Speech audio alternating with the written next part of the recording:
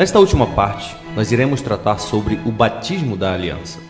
Para entendermos a relação que há entre Gálatas 3 e o batismo da aliança, precisamos primeiramente fazer um resumo de tudo o que vimos até aqui.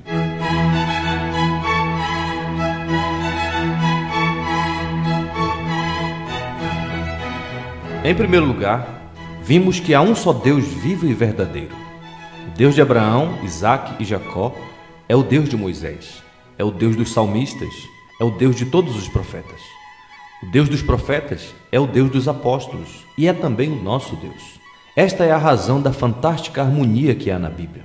Como nós vimos, em Gálatas 3, Paulo volta-se para o início da Escritura, chama Abraão como testemunha, passa por Moisés e os profetas e chega em Jesus Cristo sem nenhum embaraço teológico, demonstrando assim que não há contradição nas Escrituras.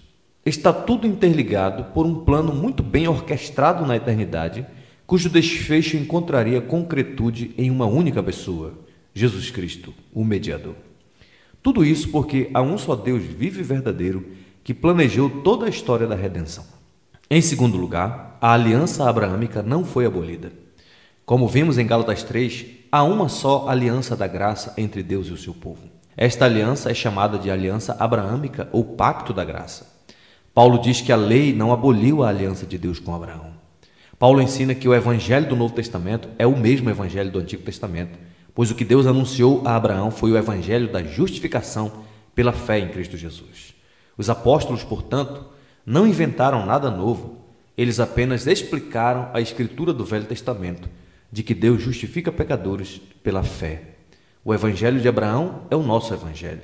Estamos na mesma aliança, pois nada pode anular a promessa de Deus.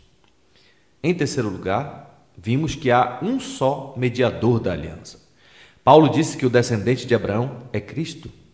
Ou seja, desde os dias do Antigo Testamento, Jesus Cristo é o mediador da aliança. Moisés e os profetas escreveram sobre ele. Aqueles, portanto, que pensam que no Antigo Testamento Deus salvava pecadores por meio da lei, estão totalmente equivocados, pois a função da lei era nos levar ao evangelho da justificação pela fé em Cristo Jesus, anunciado por Deus a Abraão. Em quarto lugar, nós vimos que há uma só igreja, também chamada de o povo da promessa de Deus, ou, como Paulo fala em Gálatas 3, a descendência de Abraão. Os judaizantes ensinavam que a descendência de Abraão são os judeus segundo a carne. Mas Paulo rebate essa ideia dizendo que os descendentes são todos os que estão ligados pela fé a Jesus Cristo, que é o abençoado descendente de Abraão. Somos, portanto, um só povo, uma só igreja, o povo da aliança do Senhor, composto de judeus e gentios, homens e mulheres, dentro do mesmo pacto, desfrutando do mesmo status diante de Deus.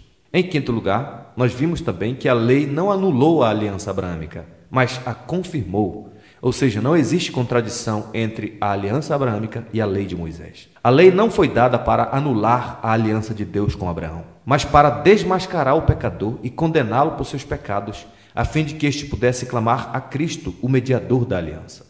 A promessa do evangelho feita a Abraão, portanto, não torna a lei desnecessária, mas é por meio da lei que o pecador se torna ciente da sua condição miserável e recorre desesperadamente à promessa da graça. Por fim, nós aprendemos que o sinal da aliança no Novo Testamento não é mais a circuncisão, e sim o batismo. É isso que Paulo diz em Gálatas 3, verso 27 a 29. Porque todos quantos fostes batizados em Cristo Jesus, de Cristo vos revestistes. E no verso 29 ele diz: E se sois de Cristo, também sois descendentes de Abraão e herdeiros segundo a promessa. Mas aqui é importante lembrar que na época do Velho Testamento, a aliança abraâmica foi administrada por meio daquilo que chamamos de sombras e tipos que prefiguravam o Cristo que havia de vir. Vemos isso claramente em Colossenses 2, versos 16 e 17, onde Paulo diz: Ninguém vos julgue por causa de comida, de bebidas, ou dia de festa, ou lua nova, ou sábados, porque tudo isso tem sido sombra das coisas que haviam de vir, porém o corpo é de Cristo. Como sabemos, naqueles dias, Deus ordenou a Abraão que se colocasse o sinal da aliança em todos os membros da aliança. Mas aqui surgem algumas perguntas importantes. Primeiro, o que era esse sinal? Segundo, para que servia esse sinal? Terceiro, quais membros da aliança receberiam este sinal? Quarto, qual a regra básica para se receber o sinal? Quanto à primeira pergunta, o sinal da aliança era a circuncisão. Nós vemos isso em Gênesis 17, verso 11, onde Deus diz: circuncidareis a carne do vosso prepúcio, será isso por sinal de aliança entre mim e vós. Quanto à segunda pergunta, esse sinal servia como selo da justificação pela fé. Ou seja, toda pessoa que cresce e fosse justificada deveria receber um sinal externo dessa fé, e esse sinal era a circuncisão. Essa é a explicação que Paulo dá sobre a circuncisão em Romanos capítulo 4, verso 11. Paulo diz que Abraão recebeu o sinal da circuncisão como selo da justiça da fé. Quanto à terceira pergunta, devemos dizer que não só os adultos da aliança recebiam o sinal, mas as crianças também. É isso que diz Gênesis 17, verso 12.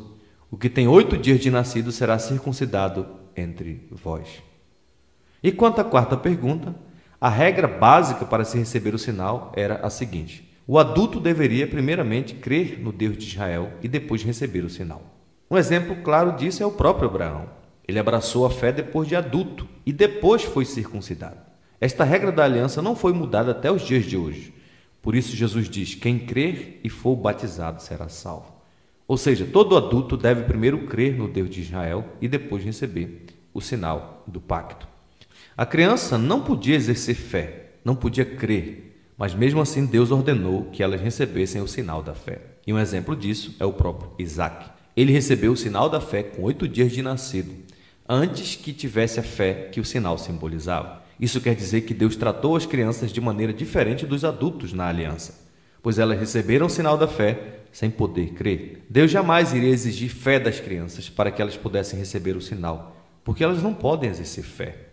Em tudo isso, vemos que Deus incluiu as crianças na aliança da graça, mesmo sem elas terem capacidade de exercer fé, porque, como se diz, a promessa da aliança é para todas as famílias da terra. E quanto ao Novo Testamento? Bom, como vimos acima, na era do Novo Testamento, o Verbo se fez carne, armou a sua tenda entre nós, por isso todas as sombras da lei que apontavam para ele foram abolidas, inclusive a circuncisão. Sendo assim, no Novo Testamento, o sinal da fé não é mais a circuncisão, e sim o batismo, porque, como diz Paulo, todos quantos fostes batizados em Cristo, de Cristo vos revestistes. E se sois de Cristo, também sois descendentes de Abraão e herdeiros segundo a promessa. Esta é a razão pela qual, na grande comissão, Jesus não enviou seus discípulos para circuncidar os filhos de Abraão, mas para batizá-los em nome do Pai, do Filho e do Espírito Santo. Sendo, pois, o batismo o sinal do pacto no Novo Testamento, cremos que as crianças devem continuar recebendo este novo sinal externo da aliança, e isso pela mesma razão que elas recebiam do Antigo Testamento. Pois, como já demonstramos, não há 2 alianças da graça diferentes em substância, mas apenas uma aliança que foi administrada de maneira diferente na história da redenção. Além disso, não existe no Novo Testamento nenhum texto dizendo que as crianças estão excluídas da aliança após a encarnação do mediador da aliança. Pelo contrário, em cumprimento ao pacto abraâmico, o costume dos apóstolos era batizar famílias inteiras, como eles de fato fizeram, batizando a família de Cornélio, de Lídia, do carcereiro de Filipos, de Crispo, de Estéfanas. Quando Pedro se levantou no dia de Pentecoste, ele disse em Atos capítulo 2, verso 39, pois para vós outros é a promessa, para vossos filhos e para todos que ainda estão longe, isto é, para quantos o Senhor nosso Deus chamar. Veja que Pedro inclui as crianças na promessa da aliança, porque desde o Antigo Testamento elas fizeram parte e receberam o sinal. Obviamente, se Deus quisesse mudar esta regra, creio que ele iria providenciar um mandamento que não se colocasse mais o sinal da aliança nas crianças. Mas isso nós não vemos no Novo Testamento. Nós não estamos negando com isso que a fé deve vir antes do batismo, mas somente no caso dos adultos, obviamente. Pois como Deus exigiria fé das crianças para fazerem parte da aliança se elas não podem crer? Nesse caso, será que elas estariam fora da aliança e seriam condenadas? Porque o texto diz que quem não crê será condenado. Pelo contrário, nós cremos que os filhos da aliança, mesmo não podendo exercer arrependimento e fé, fazem parte do pacto, vão para o céu e devem receber o sinal do pacto, pois esta é a ordem original da aliança. E além do mais, o Senhor da aliança disse que o reino pertence a elas. Portanto, não impeçamos que elas recebam o sinal externo que demonstra que elas pertencem de fato ao reino de Deus.